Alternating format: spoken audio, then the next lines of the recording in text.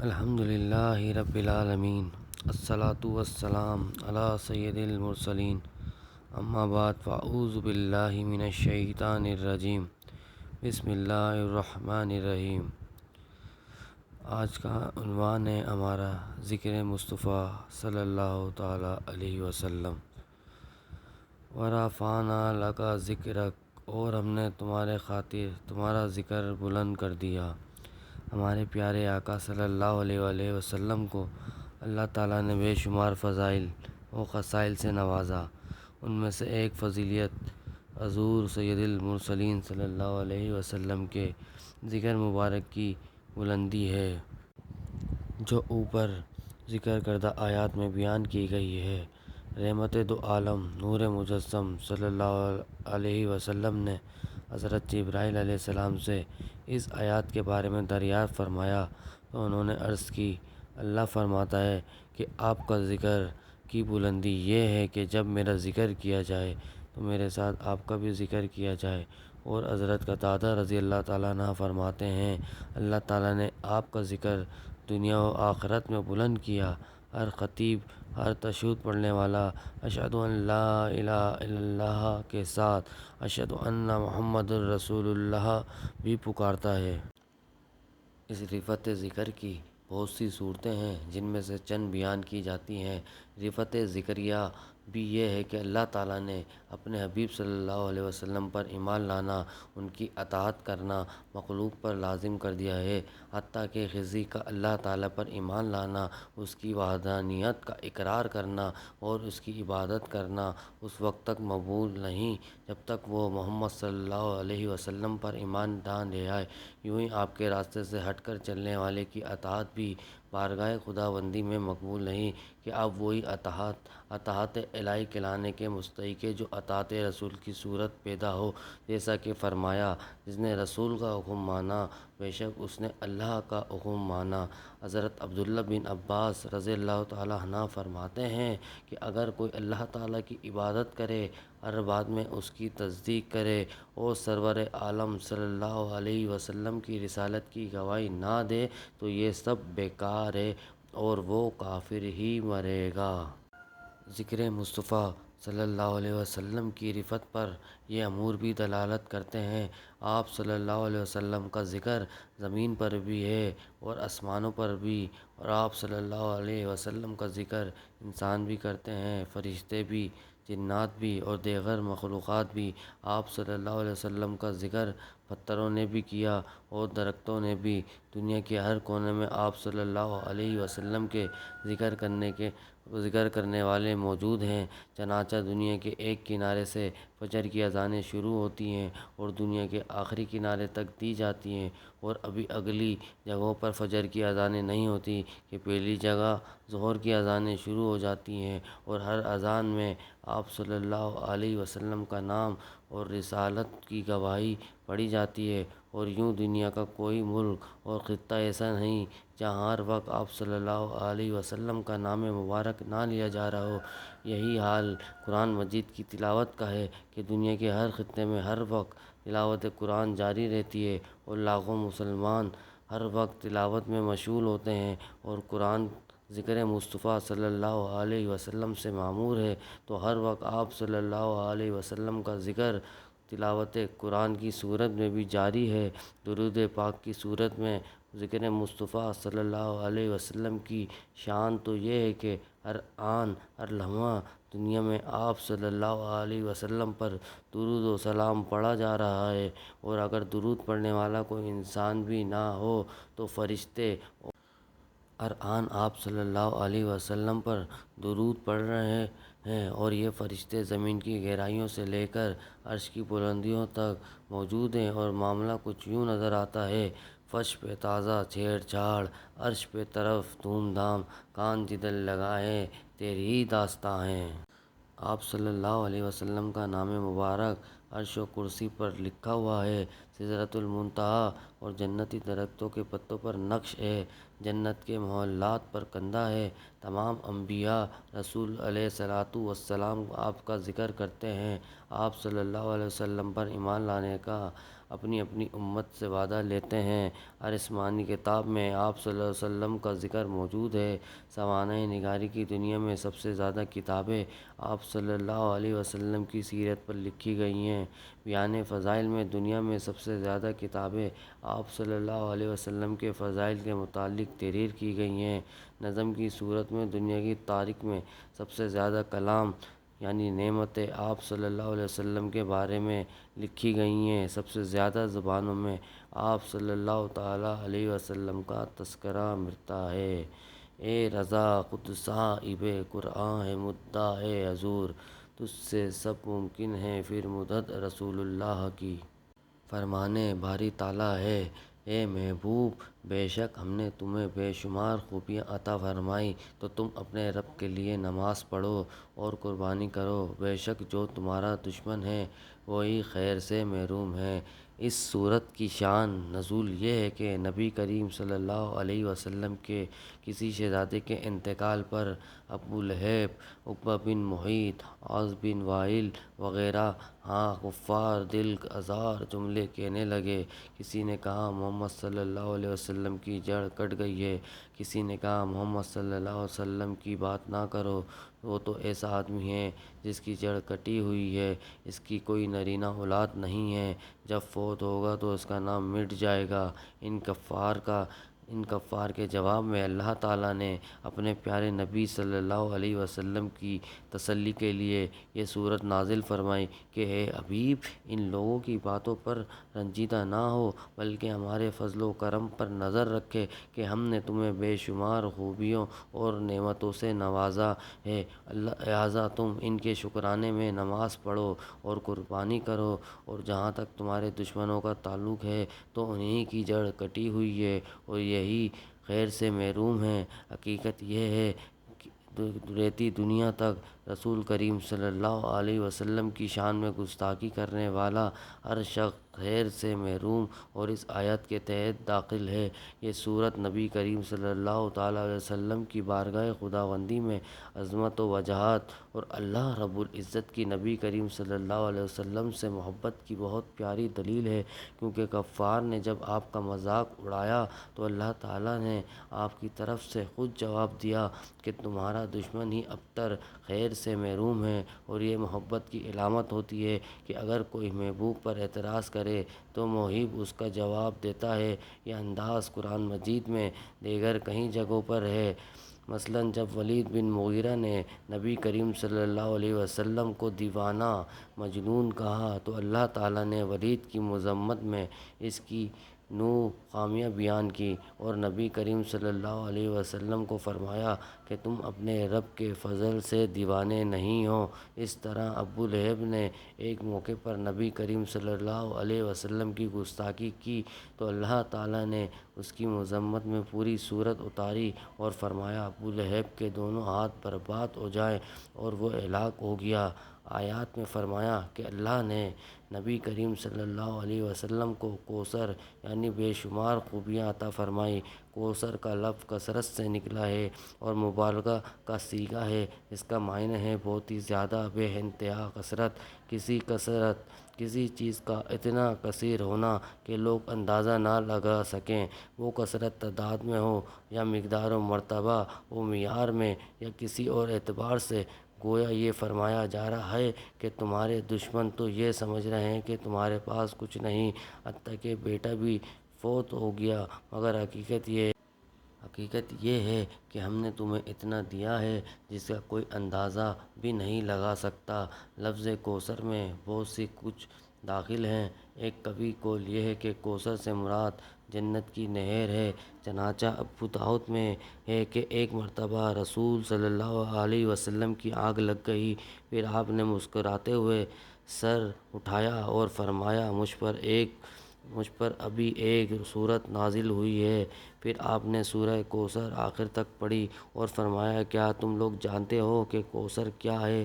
صحابہ نے عرض کی اللہ اور اس کے رسول زیادہ جانتے ہیں۔ تو آپ صلی اللہ علیہ وسلم نے فرمایا وہ جنت میں ایک نہر ہے جس کا میرے رب نے مجھ سے وعدہ فرمایا ہے۔ ایک حدیث میں نبی کریم صلی اللہ علیہ وسلم نے فرمایا کہ میں جنت میں چلا جا رہا تھا تو اچانک ایک نہر آ گئی جس کے کنارے کھوکھلے موتیوں کے کنویں تھے۔ میں نے کہا اے جبریل یہ کیا ہیں؟ انہوں نے عرض کیا یہ کوثر ہیں جو اللہ نے آپ کو عطا فرمائی ہیں۔ پھر دیکھا تو اس کی خوشبو یا مٹی مہکنے والی کستوری کی طرح تھی۔ کوثر کے متعلق دوسرا قول یہ ہے کہ اس سے مراد حوض کوثر ہے۔ چنانچہ حضرت انس رضی اللہ تعالیٰ عنہ بیان کرتے ہیں کہ رسول اللہ صلی اللہ علیہ وسلم ہمارے درمیان بیٹھے ہوئے تھے، اچانک آپ کو اونگ آ گئی، پھر آپ نے مسکراتے ہوئے سر اقدس بلند کیا اور فرمایا ابھی مجھ پر ایک سورت نازل ہوئی۔ پھر آپ نے سورہ کوثر تلاوت کی اور فرمایا کیا تم جانتے ہو کہ کوثر کیا چیز ہے؟ ہم نے کہا اللہ اور اس کے رسول کو زیادہ علم ہے۔ فرمایا یہ وہ نہر ہے جس کا میرے رب نے مجھ سے وعدہ کیا ہے، اس میں خیر کثیر ہے، اور یہ وہ حوض ہے جس پر قیامت کے دن میری امت پانی کے لیے آئے گی۔ نہر کوثر جنت میں ہے اور حوض کوثر محشر کے میدان میں ہوگا۔ اس میں بھی جنت کے دو پر نالوں سے پانی گر رہا ہوگا۔ گویا حوض کی اصل بھی جنت والی نہر کوثر ہے۔ حوض کوثر کی شان میں مسلم شریف کی حدیث کا خلاصہ یہ ہے کہ اس کے برتن تاریکی رات میں صاف و روشن آسمان پر چمکنے والے ستاروں سے بھی زیادہ ہیں۔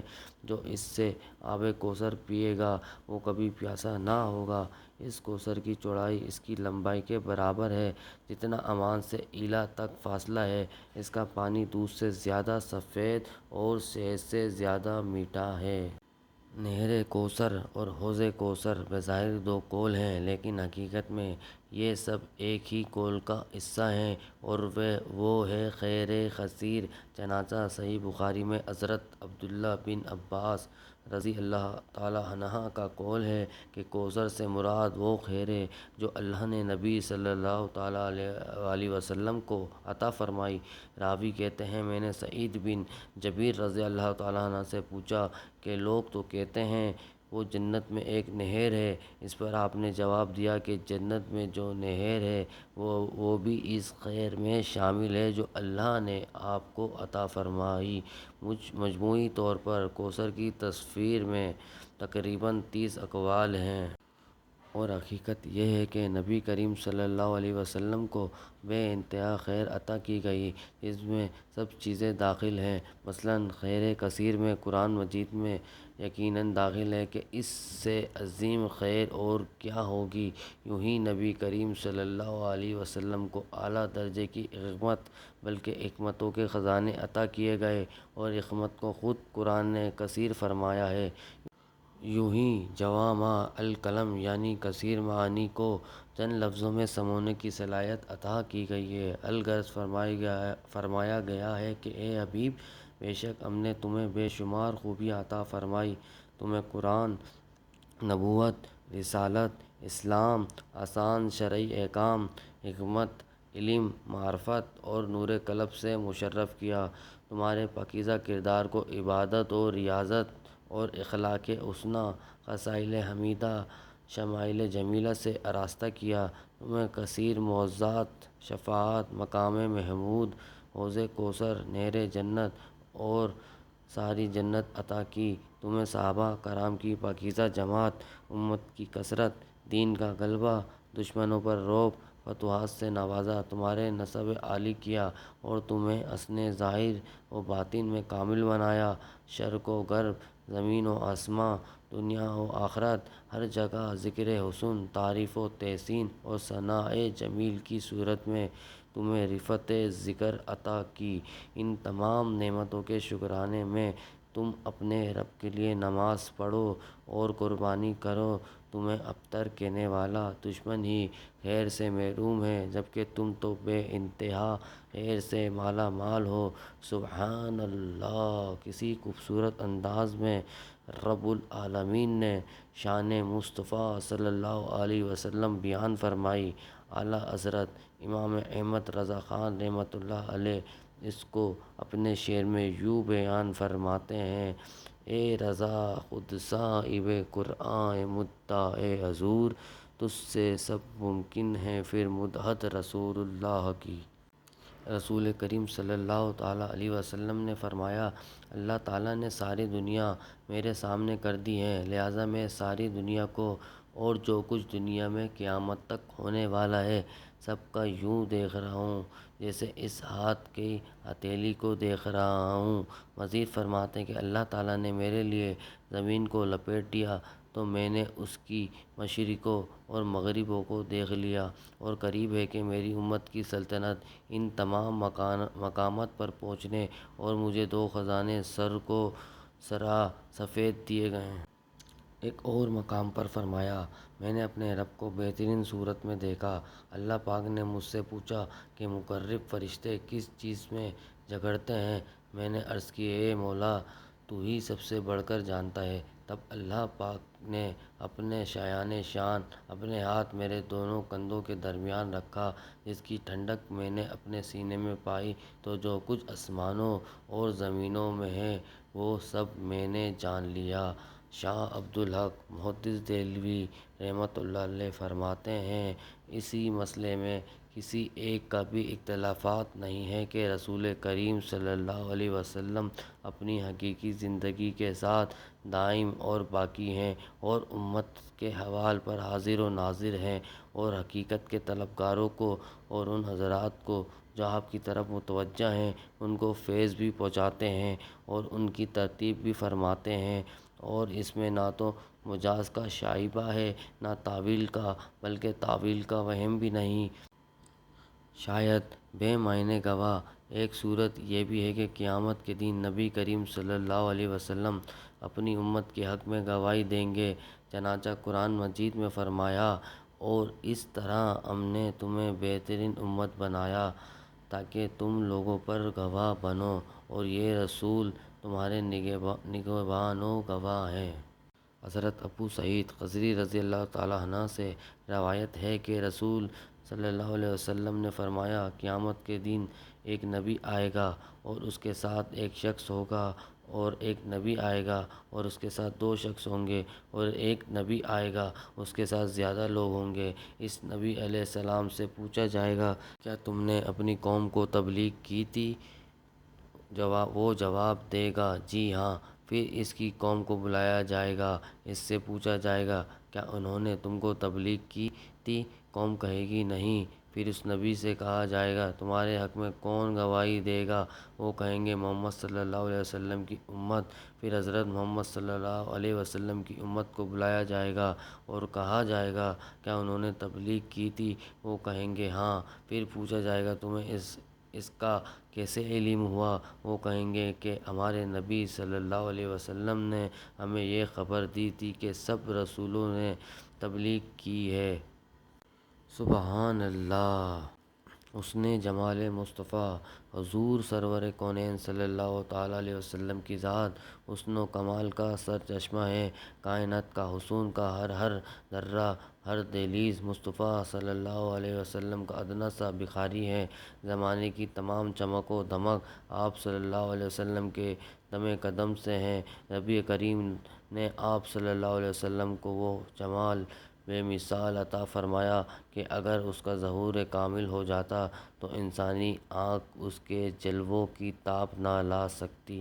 اے جھلک دیکھنے کی تاب نہیں عالم کو، وہ اگر جلوہ کریں کون تماشائی ہو۔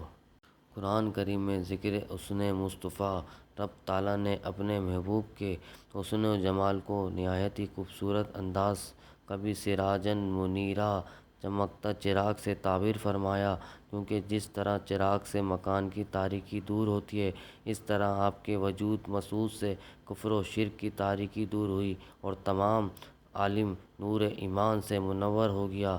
جس طرح جس گھر میں چراغ ہو اس میں چور نہیں آتا، اس طرح جس دل میں ایمان کی محبت کا چراغ روشن ہو، شیطان اس کے ایمان کو چرانے کے لیے نہیں آتا۔ جس طرح چراغ گھر کے اندھیرے کو دور کرتا ہے، اس طرح یہ چراغ دل کے اندھیرے کو دور کرتا ہے۔ جی ہاں، جس گھر میں چراغ ہو وہاں بیٹھنے والے کا دل نہیں گھبراتا، اور جس دل میں اس چراغ کی یاد ہو، رنج و عالم اس کے پاس بھی نہیں بھٹکتا۔ اور اگر سراجن منیرہ اس سے مراد چمکا دینے والے آفتاب ہو تو معنی یہ ہوگا کہ جس طرح سورج کا نور سارے عالم میں پھیلا ہوا ہے، اس طرح سارے جہاں میں آپ کے نور سے منور ہے، اور جس طرح سورج چمک و دمک میں بقیہ ستاروں سے ممتاز ہے، اس طرح آپ بھی فضائل و کمالات میں بقیہ انبیاء سے ممتاز ہیں۔ اور کبھی رب تعالیٰ نے طٰہٰ کا لقب دے کر آپ کو 14ویں کا چاند فرمایا۔ جی ہاں، توئیں کے عدد 9 ہیں اور ہاء کے عدد 5 ہیں، یعنی رب فرماتا ہے اے 14ویں کے چاند، اور رب کریم و عظیم نے والنجم سے جہاں آپ کو چمکتے تارے کے لقب سے نوازا، تو وہیں والضحیٰ فرما کر آپ کے رخ انور کے حسن کا چرچا فرمایا۔ جہاں تک کی بات رہی ان پاک ہستیوں کی جو صبح شام اس سراج منیر اور طٰہٰ کے دیدار سے مشرف ہوتے تھے، انہوں نے اپنے جذبات و احساس و ادراکات کے مطابق ان کے حسن کو بیان کیا، اور حقیقت یہ ہے کہ ان کے حسن کو کوئی بیان کر ہی نہیں سکتا۔ کسی چاہے طٰہٰ ہو یاسین، کہیں پر لقب ہے سراجا منیرہ تمہارا۔ چاند سے بڑھ کر حسین۔ اگر حضرت انس رضی اللہ تعالیٰ عنہ نے یہ کہہ کر حسن مصطفیٰ کو بیان کیا کہ آپ کا رنگ و کمال روشن تھا گویا آپ کا پسینہ موتی ہے، تو حضرت جابر بن عبداللہ رضی اللہ تعالیٰ عنہ بھی بار بار آسمان کے چاند اور مدینے کے چاند، آسمان کے چاند اور مدینے کے چاند کے دیکھنے کے بعد اس نتیجے پر پہنچے کہ آپ صلی اللہ علیہ وسلم مجھے چاند سے زیادہ حسین معلوم ہوتے تھے۔ سبحان اللہ! حسن تجھ سا کہیں دیکھا نہ سنا۔ حضرت سیدنا ابو ہریرہ رضی اللہ تعالیٰ عنہ مدحِ مصطفیٰ میں کچھ یوں بولے، میں نے کوئی شے نبی مکرم صلی اللہ علیہ وسلم سے زیادہ خوبصورت نہ دیکھی، گویا آفتاب آپ کے چہرے میں رواں ہے۔ اور فرمایا جب آپ صلی اللہ علیہ وسلم مسکراتے دیواریں روشن ہو جاتی اور دانتوں کا نور دھوپ کی کرنوں کی طرح ان پر پڑتا۔ بعض صحابہ کرام رضی اللہ تعالیٰ نے یہاں تک فرمایا خوشی کے وقت چہرہ مبارک اس قدر چمکتا تھا کہ دیواروں کا عکس اس میں نظر آتا تھا۔ حضرت سیدنا کعب بن مالک رضی اللہ تعالیٰ نے رخ مصطفیٰ کا نقشہ یوں کھینچا کہ جب آپ خوش ہوتے تو ایسے معلوم ہوتے گویا آپ صلی اللہ علیہ وسلم کا رخ انور چاند کا ٹکڑا ہے۔ کسی نے حضرت سیدنا برہ بن عازب رضی اللہ تعالیٰ عنہ سے پوچھا، کیا آپ صلی اللہ علیہ وسلم کا چہرہ مبارک کہ تلوار کی مانند چمکتا تھا؟ فرمایا نہیں، بلکہ چاند کی طرح چمکتا تھا۔ حضرت سیدنا عائشہ صدیقہ رضی اللہ تعالیٰ عنہ کے ہاتھ سے جب سوئی گر جاتی اور چند تلاش کے باوجود نہیں مل سکتی تھی تو حضور ماء مدینہ صلی اللہ علیہ وسلم کے تشریف لاتے ہی رخ انور کی روشنی سے سارا کمرہ روشن ہو جاتا تھا اور سوئیں چمکنے لگ جاتی تھی۔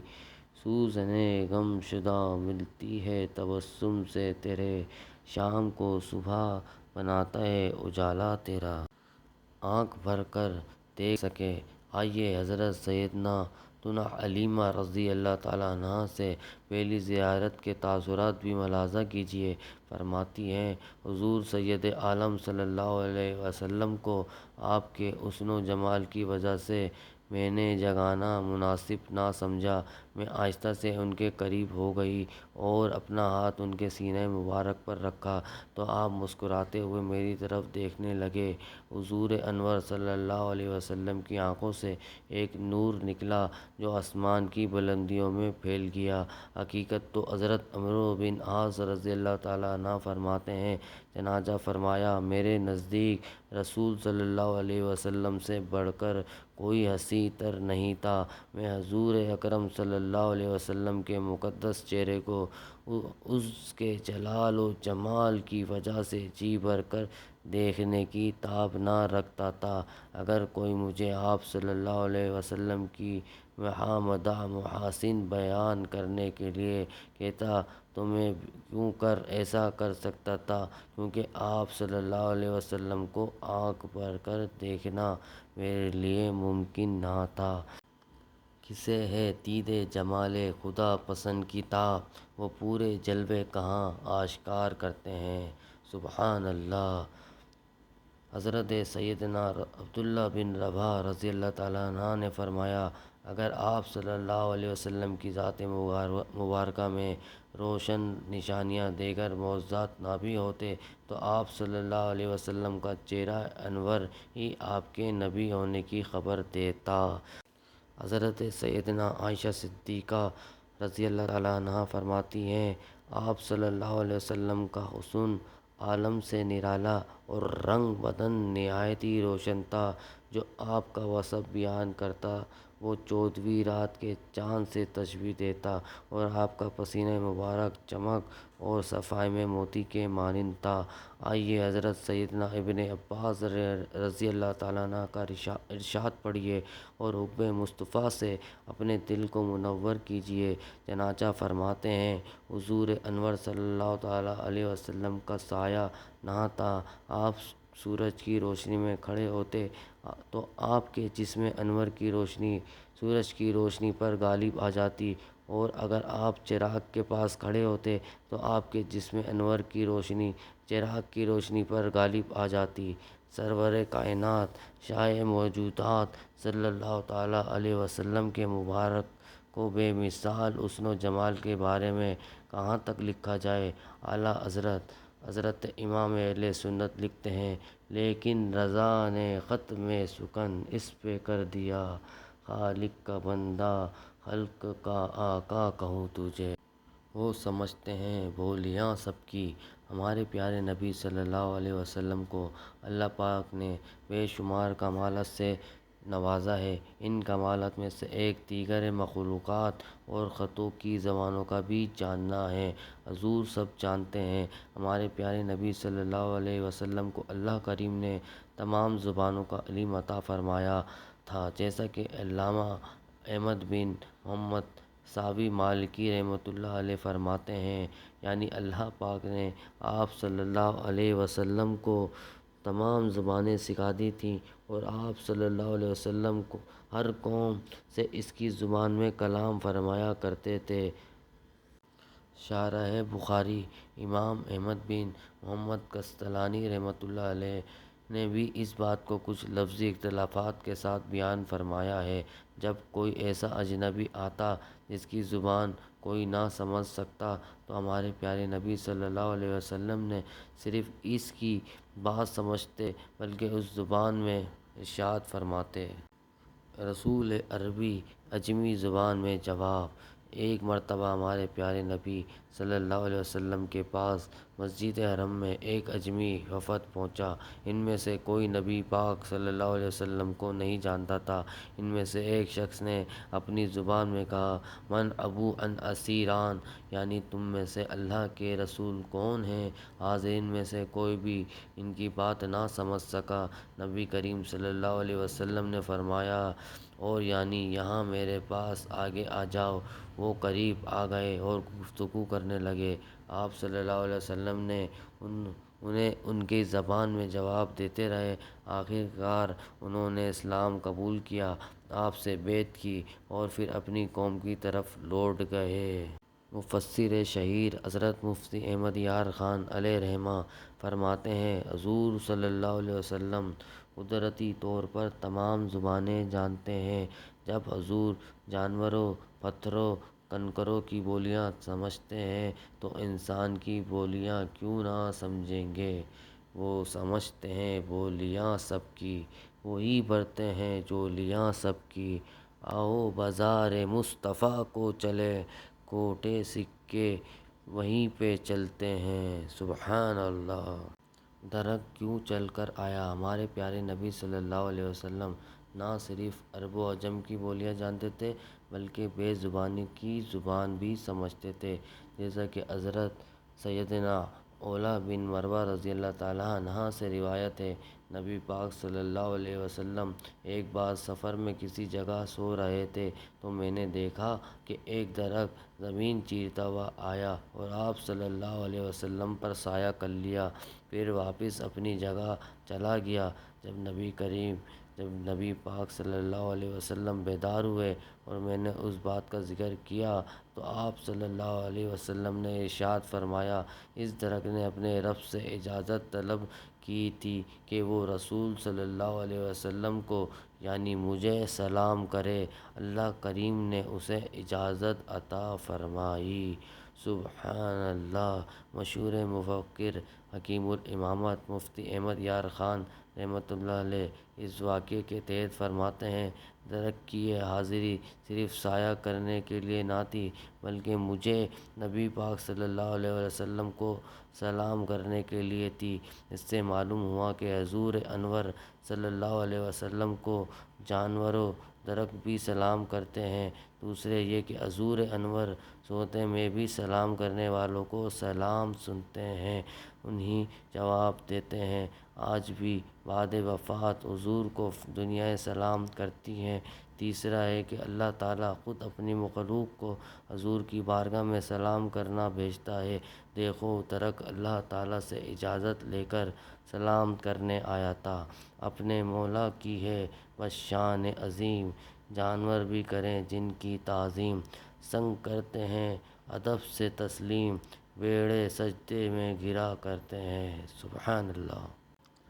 جناب محمد مصطفیٰ صلی اللہ علیہ وسلم کی بارگاہ میں بڑے بڑے گناہ گار آئے، بڑے بڑے ظالم آئے، وہ بھی آئے جنہوں نے اپنی بیٹیوں تک کو زندہ دفن کر دیا تھا، وہ بھی آئے جنہوں نے مکہ مکرمہ کے 13 سال دور نبوت میں ظلم و جبر کی ہر حد پار کر دی تھی، وہ بھی آئے جنہوں نے صحابہ کرام اور اقرباء اعظام پر ظلم و ستم کے پہاڑ توڑے تھے، لیکن قربان جائیے آپ کی شان کریمی عفو پر کہ آپ نے ان کو معاف کر دیا اور توبہ قبول فرمائی۔ حضرت اکرمہ جو کہ ابو جہل کے بیٹے ہیں، قبول اسلام سے پہلے جب مکہ مکرمہ فتح ہوا تو یہ بھاگ کر کریمین چلے گئے، لیکن ان کی بیوی ام حکیم نے اسلام قبول کر لیا اور اپنے شوہر اکرمہ کے لیے بارگاہ رسالت میں معافی کی درخواست پیش کی تو رسول کریم صلی اللہ علیہ وسلم نے ان کی درخواست قبول فرماتے ہوئے حضرت اکرمہ کو معاف فرما دیا، اور پھر جب بارگاہ رسالت میں آ کر انہوں نے توبہ کی تو سرکار صلی اللہ علیہ وسلم نے ان کی توبہ قبول فرمائی۔ صرف یہی نہیں بلکہ جب حضرت اکرمہ سرکار دو عالم صلی اللہ علیہ وسلم کی بارگاہ میں حاضر ہوئے تو آپ صلی اللہ علیہ وسلم ان کے لیے جلدی سے کھڑے ہو گئے۔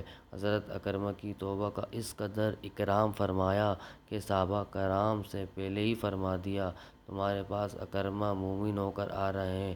ان کے سامنے ان کے باپ ابو جہل کو برا نہ بولا کہنا۔ کعب بن زہیر بڑے پائی کے شاعر تھے، ان کے بارے میں قتل کا آرڈر جاری ہو چکا تھا، فرمایا گیا تھا کہ جو بھی انہیں دیکھے قتل کر دے۔ ان کے بھائی حضرت بجیر بن زہیر جو کہ اسلام لا چکے تھے، انہوں نے آپ کو خط لکھا اور بتایا کہ اگر تم اسلام لے آؤ تو رسول صلی اللہ علیہ وسلم آپ کو معاف کر دیں گے۔ چنانچہ یہ رسول کریم صلی اللہ علیہ وسلم کی بارگاہ میں حاضر ہوئے تو رسول کریم صلی اللہ علیہ وسلم نے ان کی توبہ قبول فرمایا۔ بارگاہ رسالت سے امان پا کر انہوں نے ایک قصیدہ شان سرور کائنات صلی اللہ علیہ وسلم میں پیش کیا، جسے قصیدہ پانچ ساعت کہا جاتا ہے۔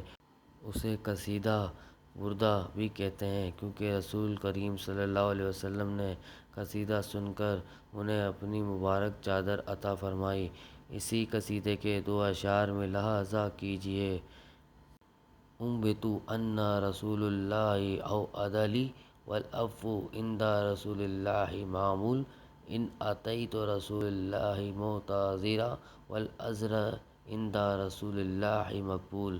مجھے خبر پہنچی کہ رسول صلی اللہ علیہ وسلم نے میرے لیے سزائے حکم فرمایا ہے اور رسول کے ہاں معافی کی امید بھی کی جاتی ہے، اور میں رسول صلی اللہ علیہ وسلم کے حضور معذرت کرتا حاضر ہوا اور رسول صلی اللہ علیہ وسلم کی بارگاہ میں عذر قبول کیا جاتا ہے۔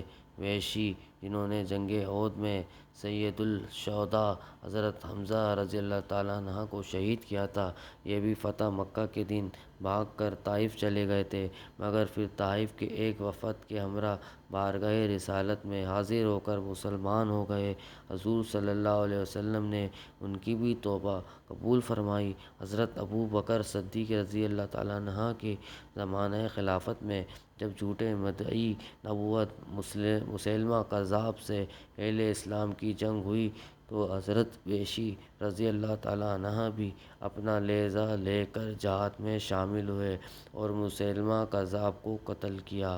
اللہ کریم ہمیں بھی ہمیشہ توبہ کرتے رہنے کی توفیق عطا فرمائے اور توبہ کو درجات قبولیت عطا فرمائے، آمین۔ حضور نبی کریم صلی اللہ علیہ وسلم کے اسم گرامی نوید توبہ کے دلچسپ اور ایمان و محبت کو گرما دینے والے کچھ علمی نکات اگلے ماہ کی شمار میں کیے جائیں گے انشاءاللہ۔ سرور کہوں کہ مالک و مولا کہوں تجھے، باغ خلیل کا گل ذہبا کہوں تجھے، ارمن نصیب ہو تجھے امیدگاہ کہوں، جانے مرادوں کا تمنا کہوں تجھے۔ زمین و زماں تمہارے لیے، مکین و مکاں تمہارے لیے، چنین و چنا تمہارے لیے، بنے دو جہاں تمہارے لیے، ہم آئے یہاں تمہارے لیے، اٹھے بھی وہاں تمہارے لیے۔ پتلی پتلی گل قدس کی پتیاں، ان لبوں کی نزاکت پہ لاکھوں سلام، جس کی تسکین سے روتے ہوئے ہنس پڑے، اس تبسم کی عادت پہ لاکھوں سلام۔ سبحان اللہ، صدق اللہ العظیم۔ الحمدللہ رب العالمین، الصلاۃ والسلام علی سید المرسلین، اما بعد فاعوذ باللہ من الشیطان الرجیم، بسم اللہ الرحمن الرحیم۔ لقد جاءکم رسول من انفسکم عزیز علیہ ما عنتم حریص علیکم بالمؤمنین رؤوف الرحیم، فإن تولوا فقل حسبی اللہ لا الہ الا هو علیہ توکلت وهو رب العرش العظیم۔ بسم اللہ الرحمن الرحیم۔